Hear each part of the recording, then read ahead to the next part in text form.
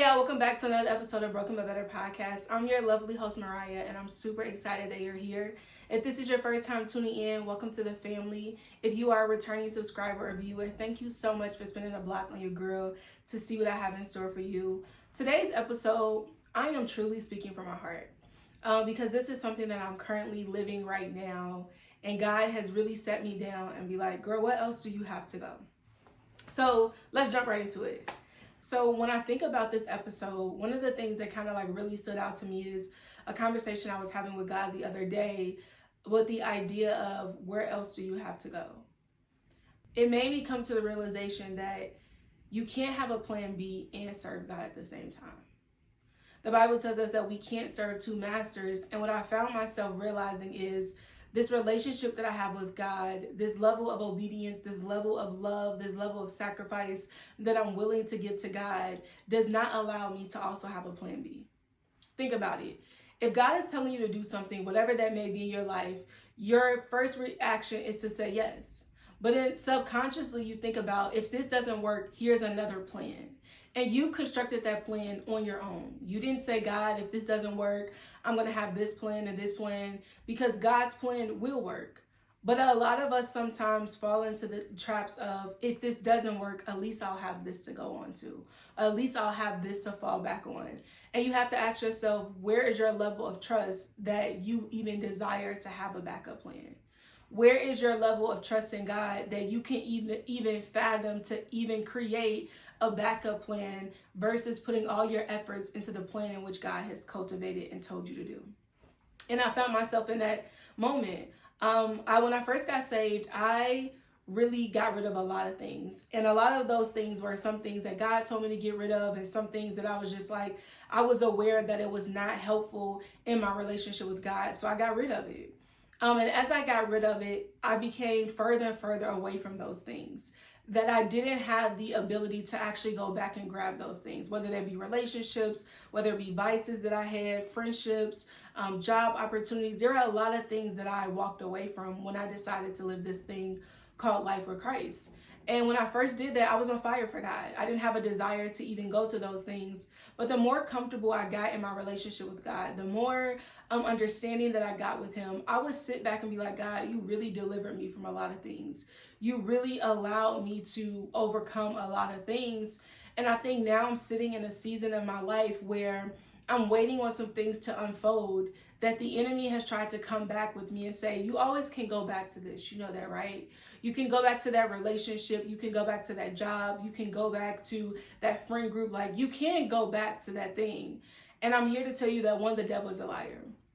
Because it made me realize, go back to do what? Like, that the version of me now would not even fit in those old environments.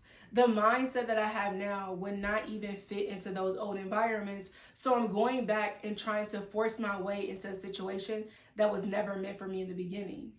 Like, that past version of me was never meant to make it into my 30s, into my 40s. Like, that past version of me was never meant to succeed.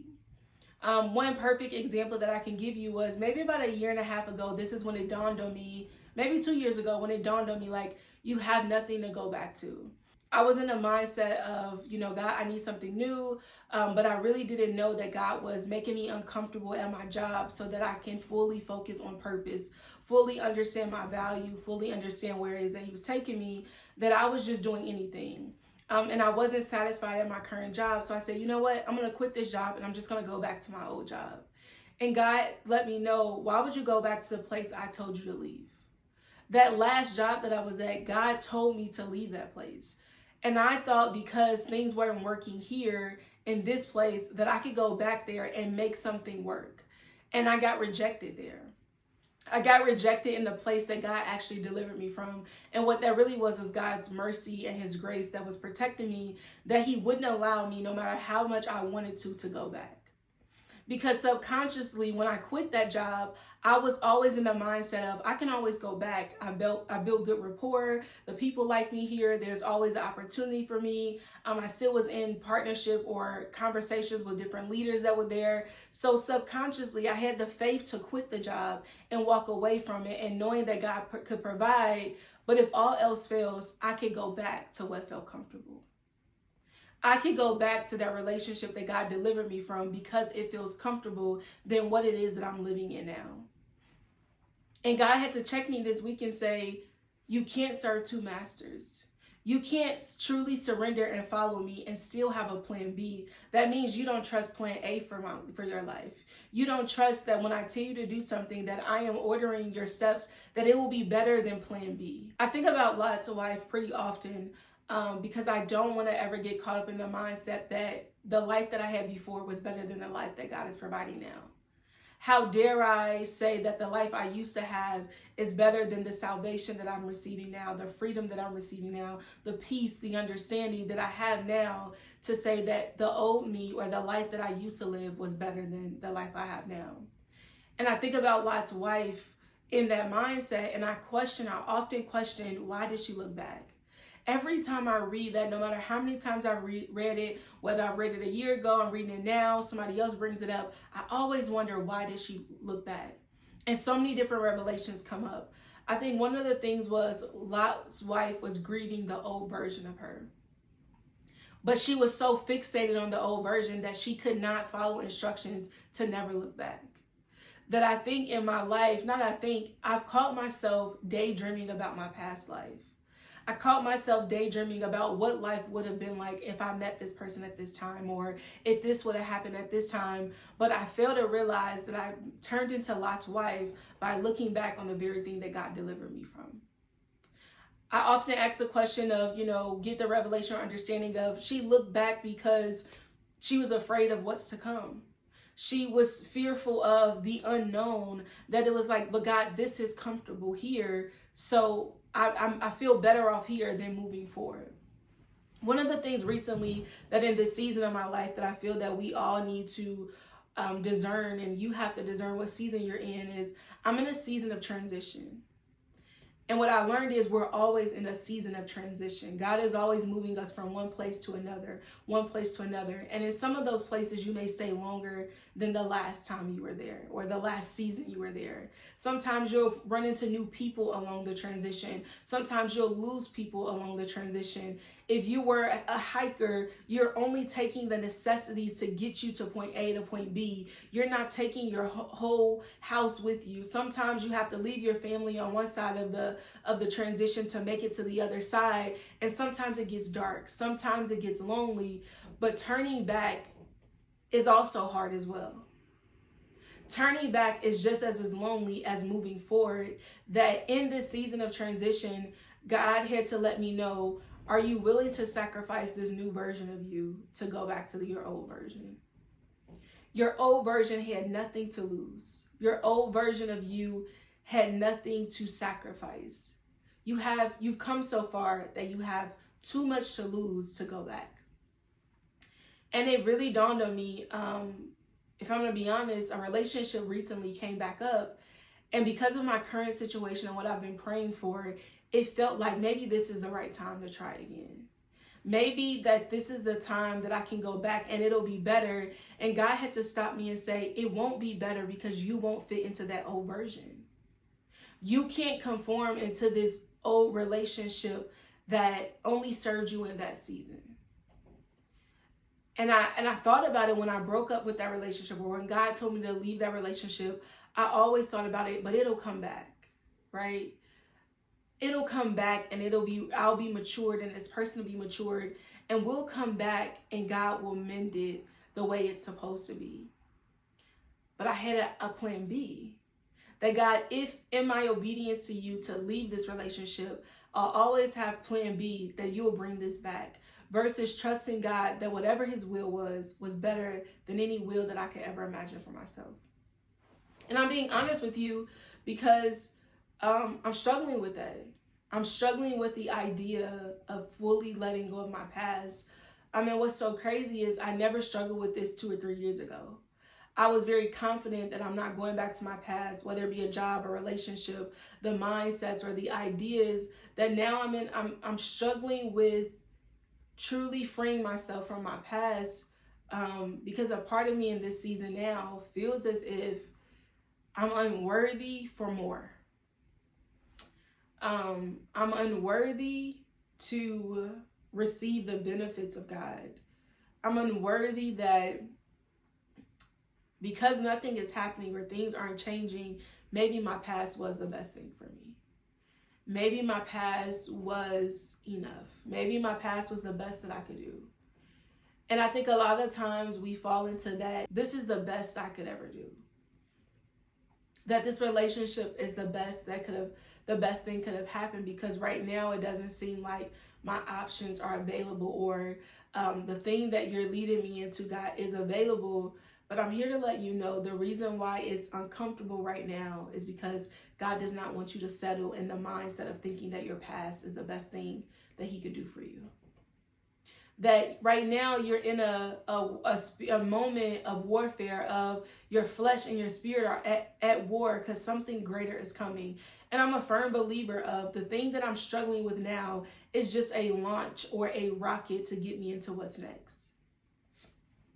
I just lately was reading Daniel 10, and it talked about how there was spiritual warfare in the air, and that it took the archangel Michael to come and fight the battle so that Daniel can get the message in which God had for him, because the principalities of Persia, the principalities of Greece were fighting so hard to prevent Daniel from getting the revelation that God had for him, that there was more to come than what it is now.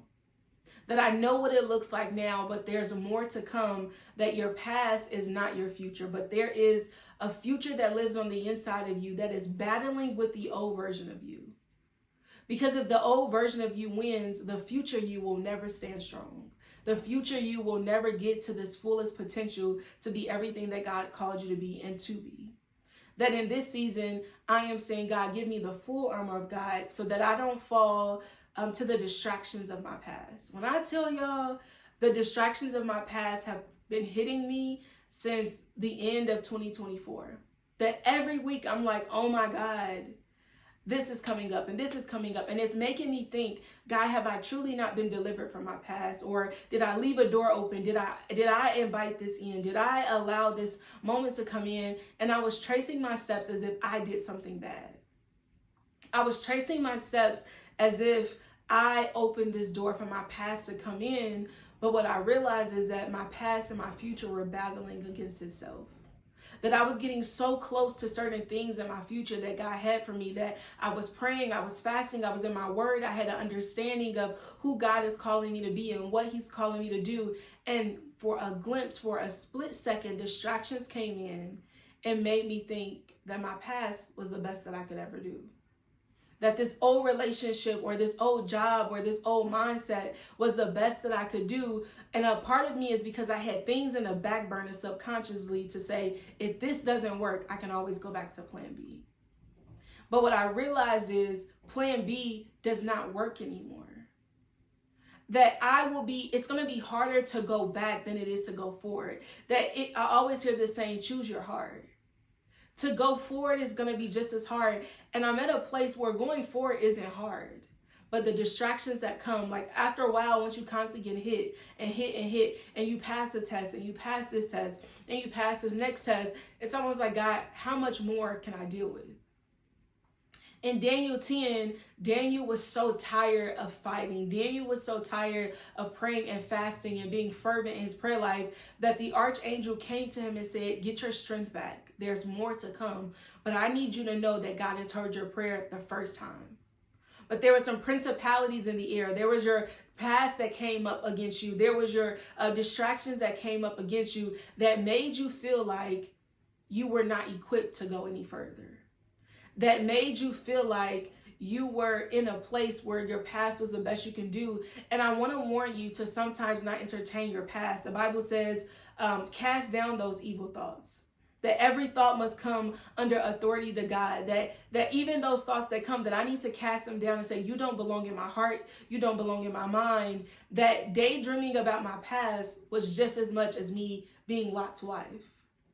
And that with God's grace and his mercy, that I'm not stagnant in a place. Because if you aren't careful, those daydreaming thoughts will keep you stagnant. That Lot's wife looking back turned her to a pillar of salt that made her stay stagnant in a place that she was never able to go forward. And a lot of times we are physically moving forward, but our mind is in another place. that our mind is stuck in a place that God never meant for us to be longer than we need to. And you got to be careful when you're in transition to not allow distractions to leech onto you. Like when I think about transition, I really feel and I visually see this as God said, Mariah, get you a backpack. You're a hiker. Only take what you need. And as a hiker, they have limited clothes. They have the same boots. They have this backpack on their back with their sleeping bag, their water, maybe a coat or two, maybe, like a little North Face coat, semi-puffer, some Slim Jims. I'm thinking about the bare necessities that God is requiring me to have. And along the transition, along the journey, I'm going to meet different people. I'm going to face different obstacles. The weather is going to change. The season is going to change. I'm going to see different things ahead. Along the way, I'm going to get tired because it feels like I'm on this journey forever. Some days I'm going to be rejoicing because I now understand what God is doing. That imagine you going through the transition is really just an emotional roller coaster at the same time.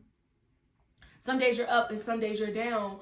But one thing that I realize is that who I'm on the journey with.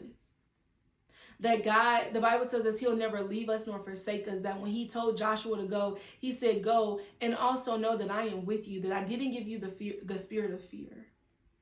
That when you're on this transition, if you look back, the road is also dark. I don't want to go through the same turmoil that I went through to get to this very point in my future, to go back and do that again. Versus me going forward, there are greater days ahead of me than there is behind me. That the Bible tells that my latter days will be greater, that the further I go. And I want to encourage those who are in their 20s and in their 30s that the transition doesn't stop at a certain age. That I never want to be in a place where God is not moving me or transitioning me. I never want to get so comfortable in one place that I never move again. That I want to be in my 60s transitioning in another place in the spirit realm. That I want to move in another place in the physical as well. That I don't want to stop transitioning, because the moment I stop transitioning, I become so comfortable with what it is.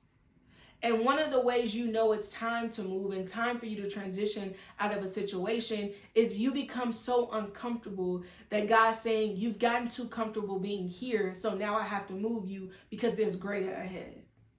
That sometimes when you transition on a pit stop or when you're hiking or on a road trip, you do stop and get gas.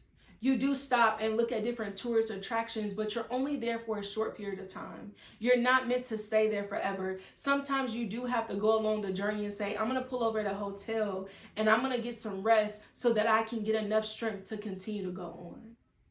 But you were never meant to stay there forever. Our forever is our eternal life with the Father, that when we die and go to heaven, that's where we get to rest. But while we're here, we're in constant transition. I would hate to get to 60 and still daydreaming about what my life would have been like at 30. I would hate to get to 60 and then looking back on what life used to be and wish I was there versus looking ahead. The Bible tells us to keep your eyes on the prize, focusing on those things which are ahead. That lets me know there's greater ahead of me. That in this journey that God is taking me on, there is greater ahead of me, that I can't have a plan B. That plan B doesn't exist with this thing called life with God. That plan B cannot do what it is that plan A was originally designed to do. Plan A is better for me. Even when I don't know all of the pit stops, even when I haven't seen everything on the map, but I know who's guiding me in plan A versus in plan B, if it was meant to work, it would have worked the first time. That if that relationship was meant to work, it would have worked the first time. And I'm not sitting here telling people to not go back to certain situations. If God has told you that, that's something that you need to discern. But one thing that was an indicator that if it was time for me to go back, that person, that situation would have changed. That one telling point that you know is meant to go back to something. Because sometimes God will say, I need you to release this so that I can mature and that you can go back to it. Keyword, God said release it and he's maturing it, meaning he's changing it to fit the new version of you. Not you coming back into a situation, forcing it to fit the new version of you.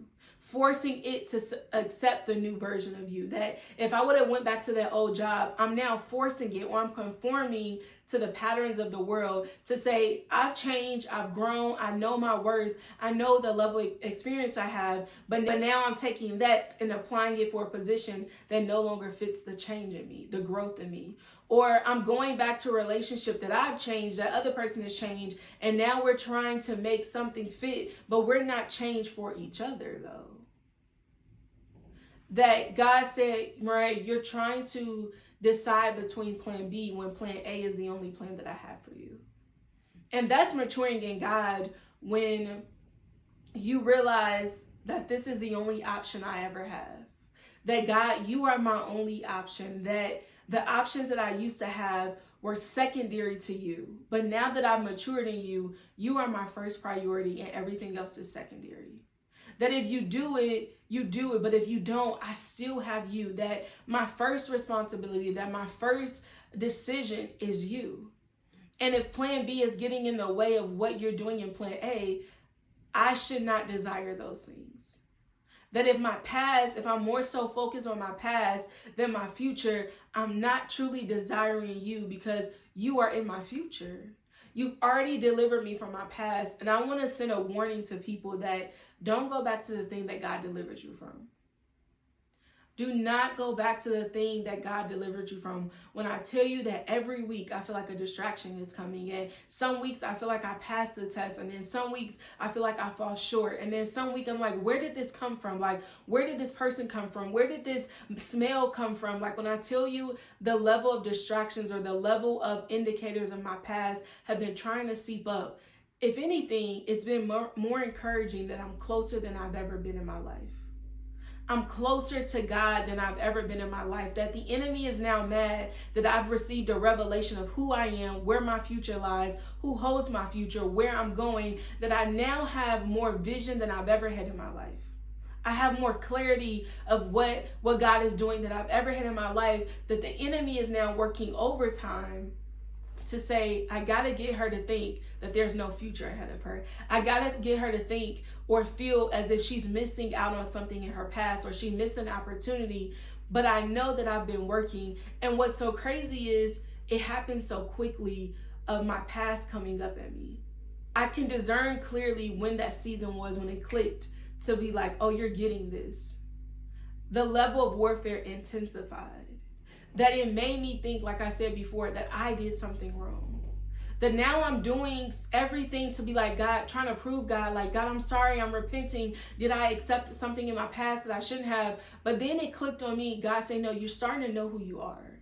You're starting to see your value. You're starting to see yourself soar in ways that you've never seen. And the enemy is upset that you now have an understanding of where you're going in your future. The enemy is upset that you've now gotten a revelation that transition is necessary. The enemy is upset that you now know what waiting on me looks like. It doesn't look like what it used to be in 2 years ago. It doesn't look the same. That your level of patience and tolerance has grown greater. Your level of understanding me to know that all things are working out for your good. Like, your level of understanding of who God is in your life. The level of understanding that you're no longer worshiping God for what he can do for you, but simply who he is. And now that you're moving at a rapid pace, now that you're accelerating at a pace that the enemy is like, what's going on with this girl? I'm going to send distractions to your way. I'm going to send different people. And when you really read Daniel 10, Archangel Michael tells us that, like, there's a principality that is coming up against you. There's a spiritual warfare that is taking place that you have no idea. And what God had to instruct me and say, I've sent my angels charge over you.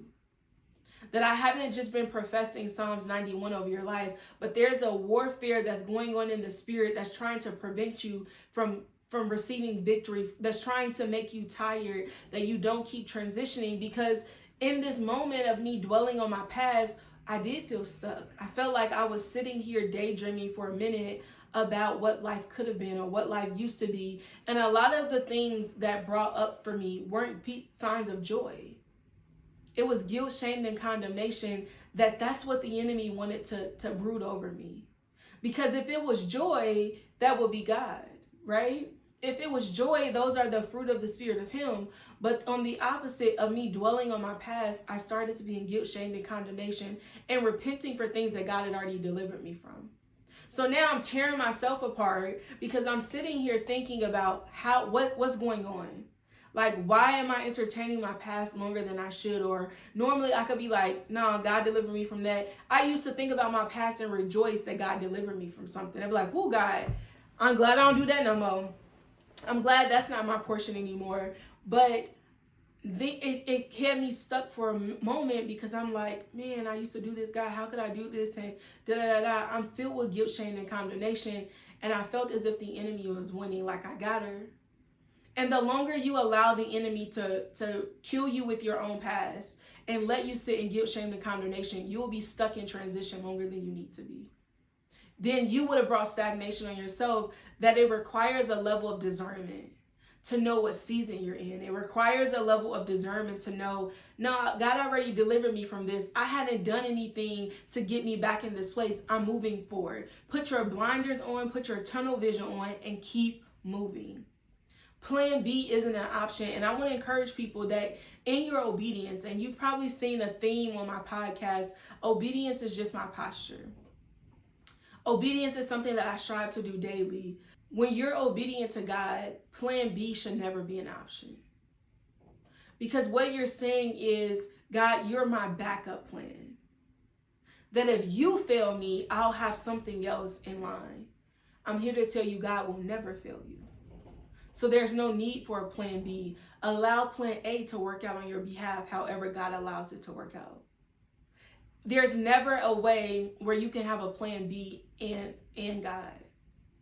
There's never a time and point where you can serve God and have a plan B. I think about it like this.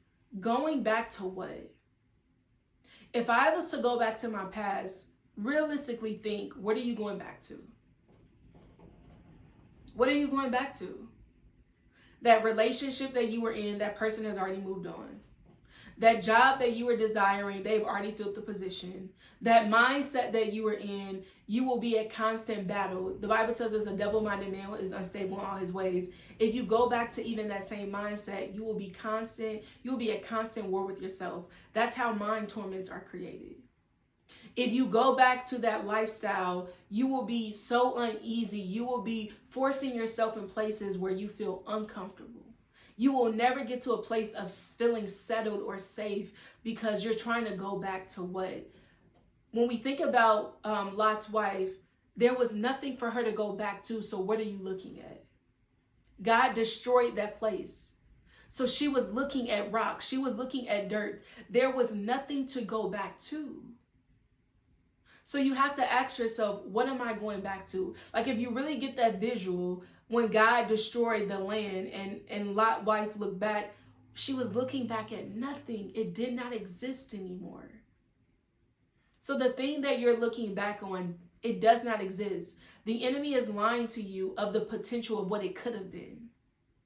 So he'll use your imagination to think about the things of what it could have been, but allow that energy to be in your mind and use that imagination to think about what your future could be. That the thing that God has promised you, begin to daydream on that thing, and your daydreaming is turning into prayer points to say, God, if this is your will, let this be done. That I now pray prayers that, like, when certain thoughts come up into my mind, I take captive of those thoughts and I say, God, if this is a thought from you, Lord God, let this manifest into something greater for your glory. But if this is not a thought from you, I cast it to the abyss and let it be no more. That I have to take control over my mind, because that's 9 times out of 10 all it is. It is your own thoughts that when those distractions come, you have the ability to escape them. The Bible tells us that God does not tempt you, but he does give you a way of escape. So when temptation does come, he does give you a way out. So when those distractions come, or those thoughts about your past come, he gives you a way of escape, that you have to figure out what those things are. Focusing on those things which are ahead of you. And I think about it like this. When I was in my past, God was not the number one priority in my life. God was not number one. So for me to go back is like me saying, I'm going back without you, God. So wherever you are in life, wherever you are, that if you could have a map right now, or if you could have a metrics and you are in transition, wherever you are, if you are in this middle point, you're at the beginning, you're in the mid-end, whatever you are, if you go back, what you're saying is, I'm going back without you, God. If God is telling a relationship to come to you, come back, is develop, is new, you're going to meet that as you push into the future. You're not going to have to go back and get that, but you're going to meet that person, you're going to meet that opportunity as you push forward to the future. That God is going to place that person or that thing back into your life as you push forward to the future. That if that person or that situation has not changed, why would God make you go back into a place that has not changed? If I've changed you, why would I make you go back to a place that's unchanged? You will be forcing yourself to fit in an environment that will always reject you.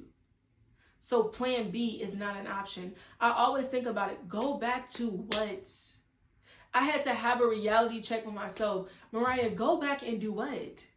You're expecting people to accept you into a place that does not even welcome you. So now I'm causing unintentional harm. I'm causing unintentional rejection. And we got to be careful because sometimes it feels so familiar and feels safe, but all it is a disguise. All it is the enemy disguising itself in sheep clothing. That you got to be careful that it may look familiar. It may sound familiar. It may feel good. But you got to remember, it didn't always feel like that. It didn't always feel good. That now that I'm in my future, I know myself too well. I know my weaknesses. I know my strengths. One of my favorite stories in the Bible is Samson and Delilah. Just really Samson. And to be honest, one of the things that was Samson's downfall is he didn't have discernment for himself. A lot of times when we are focusing on our past, we don't really look at the things that cause us to be weak to stay in that past. That as we are going in our transition towards our future, you have to discern yourself. Don't just pray for discernment for other people, but the Holy Spirit had to really convict me on that. Mariah, I need you to be able to discern yourself so that you know your strengths and your weaknesses, that when your past come, you don't think that this is a sign from God. That you know what was your weaknesses in your past that kept you bound. You need to know your strengths so that you don't go back to your past. Like Samson had no idea his weaknesses as well as his strength. And that's how Delilah really got his power. Because he didn't discern that in his past, if we look back, women was his weakness. Women were his weakness. That as he was propelling to what God was calling him to do, or a place that God was calling him to be, he didn't know that Delilah was actually bad for him. What's so crazy is Samson was in the midst of transition to go and defeat the Palestinians. So I just want to encourage you, because this is what God has encouraged me in this week of, there is no plan B. There's no plan B. God cannot be a plan B. Your obedience to God cannot have a plan B. You cannot say yes to God and have a backup plan at the same time. You're serving two masters at that point. You cannot have a backup plan and say, yes, God, I'm going to do it your way, or yes, you can use my life. You can't deny your flesh and have a backup plan. You can't walk away from what God has told you to do and still have a backup plan. The two cannot exist. So there is no plan B. Whenever you like, I'm stuck between this and God is telling me to do this, I want you to hear my voice. Go back and do what? What are you going back to do? Ask yourself. Where do you think you can go back and change? If God can change it and you've been separate from this situation for so long, or you have been away from this situation for so long, if God couldn't change it, what makes you think you can change it? That we got to be careful that a lot of times we want to be superhero and go back into places and say, let me not even say superhero, it's our ego. It's our ego to say, let me go, I'm going to prove to them that I'm better this time. Because then when I was going back to that job, it was as, yes, I need you. I'm also going to prove that I'm better than the way you left me. Why do you need to prove to people that you changed? But having a plan B or having an option B with God cannot exist at the same time. It's either going to be God or you're going to do it your way. Let's stop categorizing it as a plan B or if this doesn't work. God's plan will always work for your life. God's plan will always come to fruition in your life. Your victory will always take place when you are choosing God in the midst of it. Plan B has a potential to fail you. Plan B has the potential to keep you in a place that God never meant for you to be. It's one of the things that a pastor one time said is, you can go, that he had an opportunity to be a producer. And God said, you can go, but I won't be there with you. I don't want to take plan B and know that God is not there with me, but I want to choose plan A every time, which is his plan for my life. And it makes me put a demand on God and say, plan A has to work. It makes me make up in my mind that plan A has to work. There aren't any other options. So the plan that God has for me, I'm going to make up in my mind that it will work. It will come to pass. I will experience it. I will touch it. I will live in it. I will see the fruit of it. It will come to pass, because what I don't know is how bad plan B will affect everything and everyone around me. Plan B will affect my future, not just for my life, but for my kids' life and my great-grandkids' life. Plan B will have so much effect, and the wrong effect, a generational effect, a lifelong effect that will make me between life or death. That I don't realize that if I choose plan B, what will happen? But if I choose plan A, it's all in God's hands. I don't have to control it. I just got to be obedient to it. I don't have to control it. I just have to bow to it. I don't have to control it. I know it's working out for my good. And 9 times out of 10, I don't even have to fight for it. It's already been given to me. Daniel didn't have to fight the Prince of Persia and the Prince of Greece. All he had to do was be in prayer. The archangels in the spirit realm, in the places that we can't see, did the fighting for him to receive his victory. When you choose plan B, you'll always be on the front line. When you choose plan B, you'll always have to find the resources. When you choose plan B, you'll always have to force yourself into rooms that God never meant for you to be. When you choose plan B, you're always in the business of proving yourself to people. When you choose plan B, you never know your true value. When you choose plan B, you're saying, God, I don't need you. I can do this thing called life without you. So which plan will you choose? I'm choosing plan A, which is God's plan. I'm choosing him every route because I don't have another option. I love y'all a lot. I pray that you will constantly choose God in every area of your life, trusting that plan A is the best plan for you. Talk to y'all later. Bye.